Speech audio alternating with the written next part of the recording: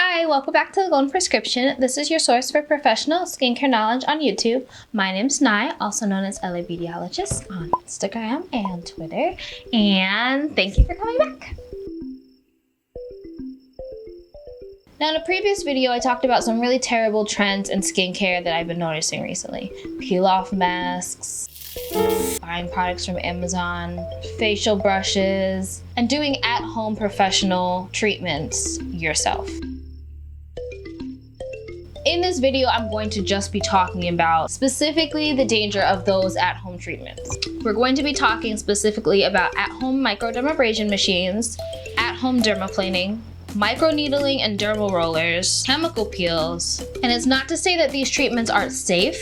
They're just not safe like at home. They're not safe when a trained professional is not the one doing them. I will be posting like videos and pictures. I don't know who all these people are. If they want to do these things on themselves, that's fine. I don't like that people record them and kind of like encourage others to also do these things because they're extremely dangerous. It's their face, they can do what they want. It's your face, you can do what you want. I just feel like as a professional, I owe it to you guys to tell you the truth and to let you know how dangerous this can be. I just want everybody to be safe and like take care of themselves well. I don't want to hear that like you ended up in the ER with like skin decay because you followed some YouTuber and I could have done something to prevent that. All right, let's get started. The first one is at-home microdermabrasion machines. At first, I thought people were just buying these on like little cheap stores on Amazon, but I've actually realized that there are some like credible brands with these products. So that's a little bit concerning, but we'll get into it. Now in the spa, a microdermabrasion machine works like this. It's pretty much a hand tool.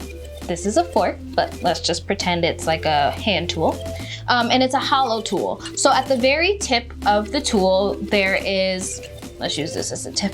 At the very tip of the tool is a abrasive ring. It's hollow and it's hooked up to a machine that circulates like crystals through the tube and back out. When it's ran along the surface of the skin, it helps exfoliate dead skin cells, help with hyperpigmentation, encourage circulation. Some microdermabrasion machines work a little bit different, but that's essentially the gist of it. Hydrofacials or hydrodermabrasion, dermal infusion, that works by circulating water and serums instead of crystals that help push ingredients into the skin while exfoliating dead skin cells out. I prefer the dermal infusion hydrodermabrasion technique to the microdermabrasion technique because I've seen it go bad a lot, even in the hands of professionals. At school, I was scratched up by a microdermabrasion machine. It can be very difficult to master. A lot more can go wrong. This is not to say that like it's a terrible machine and no one can use it effectively. I just think that it's just easy to mess up. So now with these handheld machines, at best, it's not gonna work and do anything because if it is strong enough to be really effective at removing dead skin cells, it's also strong enough to really damage your skin if in the wrong hands. You can get bruising, hickey-like marks, broken capillaries that can all turn into lasting inflammation or lasting hyperpigmentation. This can worsen rosacea, this can worsen acne scarring, this can worsen acne. And the ones that say that they're removing like blackheads and congestion from the skin are pretty much just lying. Because the only machine I've really seen do that are like the hydrodermabrasion machines, which are extremely expensive and take a lot of training to master. Please don't be fooled, these brands really want your money, and especially for people of color who will get lasting hyperpigmentation from any inflammatory injury, it's really just not worth it. The second tool that I see used at home a lot is dermaplaning. Actually, that's not true. Brands will advertise their little tool as a dermaplaning tool. However, it's really just essentially like a repackaged eyebrow razor. At-home dermaplaning tools are not sharp enough to remove dead skin cells in the way that professional dermaplaning does. Dermaplaning is a treatment that uses a surgical scalpel to remove dead skin cells and vellus hair. Vellus hair is the hair all over the face, like peach fuzz, that kind of covers the face, the whole body. There's nothing wrong with removing it. It could actually be very beneficial for product absorption, allowing your makeup to lay really, really beautifully. Professional dermaplaning can remove up to 11 layers of the stratum corneum, which is the very, very surface layer of dead skin cells. Now, those at-home dermaplaning tools will remove hair, but in terms of exfoliation, you're not actually getting like a real true exfoliation with the at-home dermaplaning tools. I keep putting it in quotes because it's not really dermaplaning. Now, this one I wouldn't particularly say it's dangerous. If you were to happen to get a scalpel in your hand, that's extremely dangerous. When I dermaplane myself, I get little scratches like all over my own face because dermaplaning is very difficult to do on yourself, which is why you should just leave it in the hands of a professional. The third at-home treatment that I'm going to warn you about is microneedling and derma rolling. So microneedling and derma rolling are different. They're different tools, right? Microneedling is also a pen with millimeter-sized needles that create very neat, clean puncture wounds in the skin, which helps to encourage collagen growth, helps hyperpigmentation, and encourages the cells to regrow. It brings plasma into the area and antibodies that are very powerful for healing the skin. This is an incredible procedure that's going to help with picketed scarring, severe hyperpigmentation, fine lines, aging skin, and when in the right hands, it's amazing. Estheticians can use microneedling pens that puncture the epidermis only, while nurses and dermatologists can use microneedling pens that puncture down to the dermis. So that is more for very severe picketed scarring. Now, derma rolling is not the same at all. Derma rolling uses a roller that has needles all around it, and it's encouraged to just roll it all over the face. And they say it helps hyperpigmentation and scarring and product penetration, but what I found actually is that it really doesn't do much of anything. The increased attention to the skin definitely helps improve circulation. However, you could do that with your fingers. The puncture wounds from derma rolling tend to be more like scratches because it's rolling. That means it's entering the skin on an angle and Okay, this is a way better example than whatever I was trying to explain with my hands.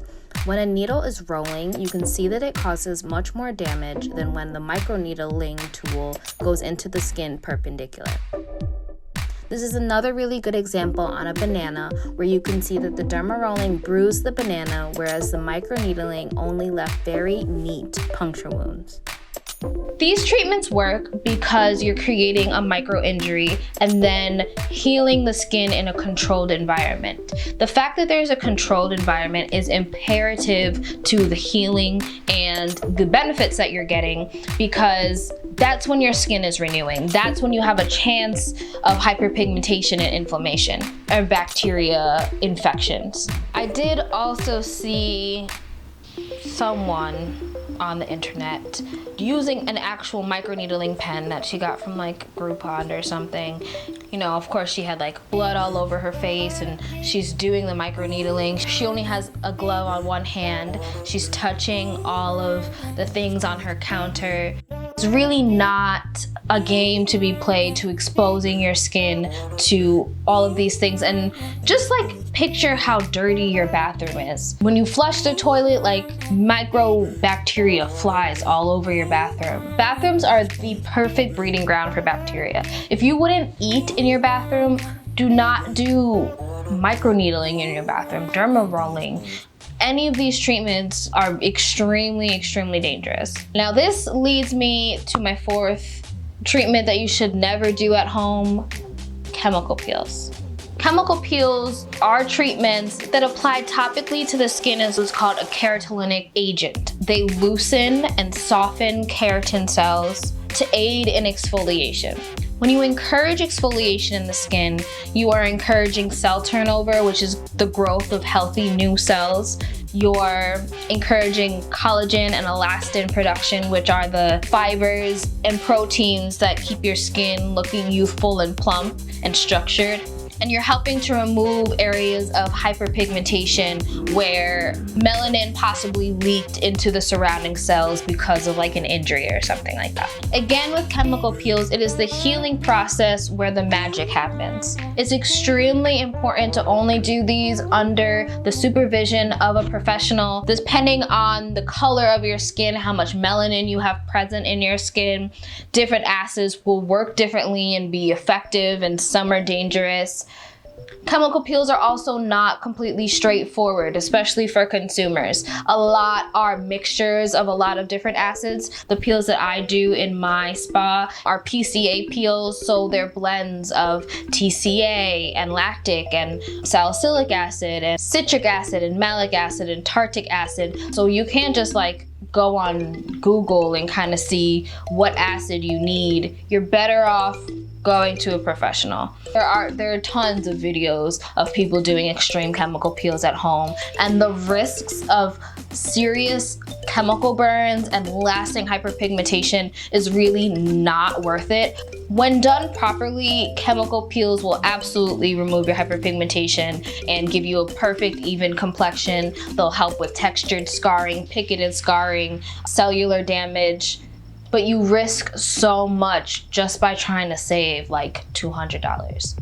The immediate frosting in this example is extremely alarming, and in a professional setting, most professionals would not do a treatment this strong on someone. Apparently, this person said that her doctor authorized this or told her that she could do this or it was okay, which is extremely irresponsible, but regardless. And a lot of that damage is irreversible. So really just be cautious of what you're applying to your face. I hope you didn't see me as too much of a party pooper today. I just want everybody to be safe and realize that these sensational videos are just sensational, and that the people in them are extremely lucky that they did not create lasting damage. Thank you for watching. My name is Nai, LA Beautyologist on both Instagram and Twitter, where you can find me. I hope you found this video helpful and useful. If you did, please like and share and subscribe as well so you can see my face more often. This is The Golden Prescription, your source for professional skincare knowledge on YouTube. Remember, if it doesn't feed you, don't water it. Mwah.